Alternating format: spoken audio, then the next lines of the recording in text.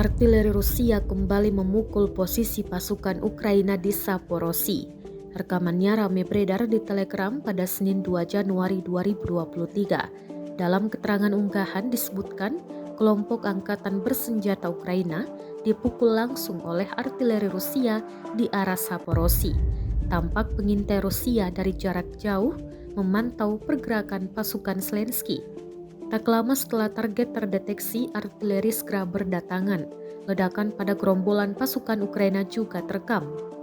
Perang antara pasukan militer Rusia dengan Ukraina hingga Selasa 3 Januari 2023 telah berlangsung selama 314 hari.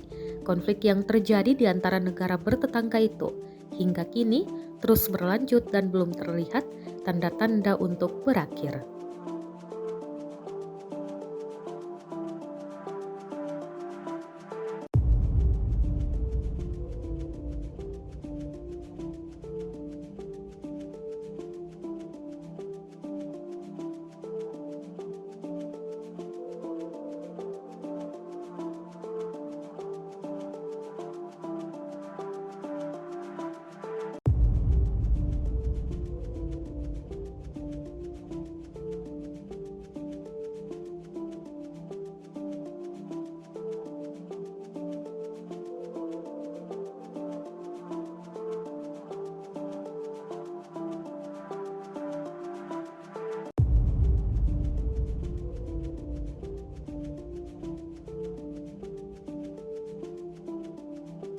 Rusia melaporkan 355 pesawat Ukraina, 199 helikopter dan 2.749 kendaraan udara tak berawak dieliminir oleh pasukan Vladimir Putin.